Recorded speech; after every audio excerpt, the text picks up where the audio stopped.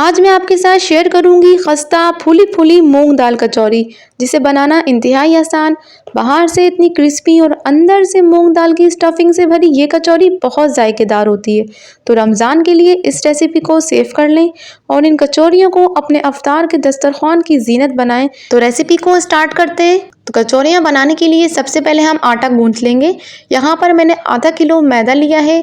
1 teaspoon नमक add करेंगे। 3 table spoon घी इसके अंदर शामिल करेंगे। तेल आपने इसके अंदर शामिल नहीं करना। घी शामिल करने से कचौरियाँ एकदम खस्ता बनकर तैयार होंगी। अब इसको अच्छी तरह से आपने मिक्स कर लेना है। आटा हमारा इस तरह से इकट्ठा होने लगेगा तो इसका मतलब है कि कचौरियाँ एकदम खस्ता बनकर तैयार होंगी। तो आपने आटे को इस तरह से चेक ज़रूर करना है। नॉर्मली पानी के साथ आटे को हम गूंथ लेंगे।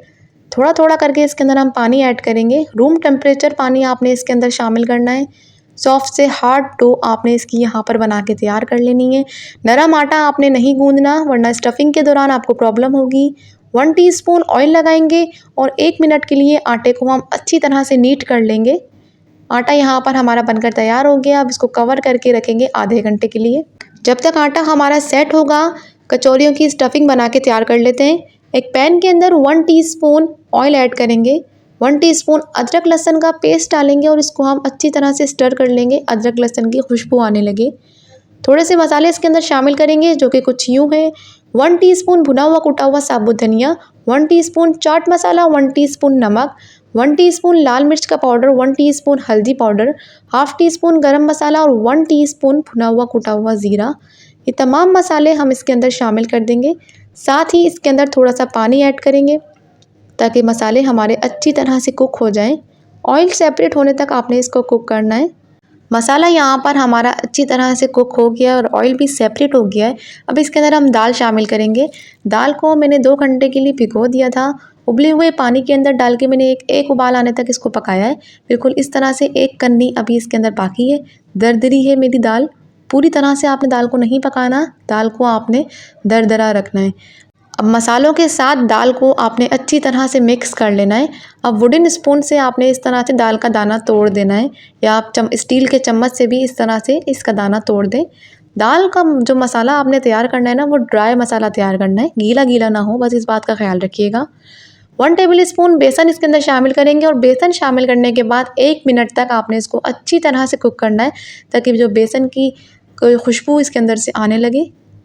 और ड्राई मसाला आपने यहाँ पर जैसे मैंने बना के तैयार किया है, बिल्कुल आपने इस तरह से ड्राई स्टफिंग बना के तैयार करनी है। स्टफिंग आपकी गीली ना हो, बस इस बात का ख्याल रखिएगा।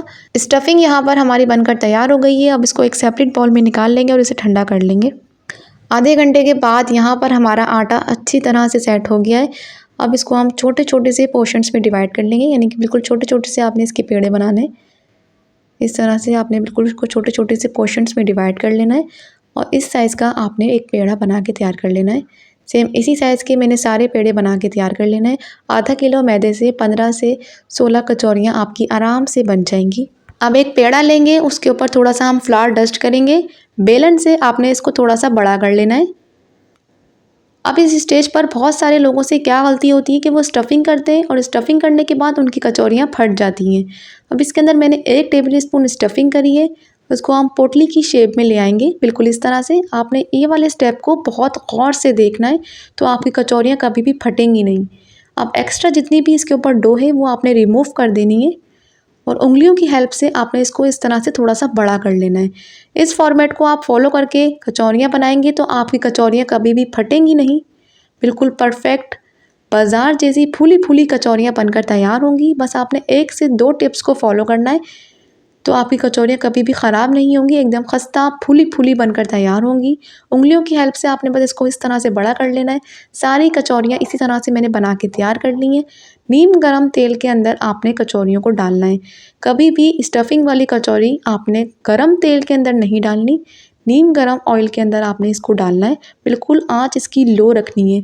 10 मिनट तक आपने लो फ्लेम पर इसे कुक करना है। कचौरियाँ खुद से तैरते तैरते ऊपर आ जाएंगी। 10 मिनट के बाद आपने इसकी साइड्स को चेंज करना है। सारी कचौरियाँ आपकी फूल जाएंगी बिल्कुल इस तरह से। अब आपने इसकी साइड को चेंज कर देना है। हाई फ्लेम कर देंगे अब इसकी हम। हाई फ्लेम पर हम इसको कलर देंगे। कचौरियाँ यहाँ पर हमारी बनकर तैयार हो गई हैं। सारी खस्ता फूली फूली मूंग दाल कचौरी यहाँ पर हमारी बनकर तैयार हो गई हैं। अब इसे हम प्लेट पर निकाल लेंगे। तो आप लोग भी इस रेसिपी को एक बार ज़रूर ट्राई कीजिएगा, मुझे अपना फीडबैक दीजिएगा आपको मेरी ये रेसिपी कैसी लगी। खस्ता फूली फूली, बाहर से इतनी क्रिस्पी और अंदर से स्टफिंग से भरी ये कचौरी बहुत टेस्टी और जायकेदार होती है। तो आपने रमज़ान में इसे बनाकर ज़रूर ट्राई करना है। तो इंशाल्लाह एक और यूनिक सी रेसिपी के साथ दोबारा मुलाकात करेंगे।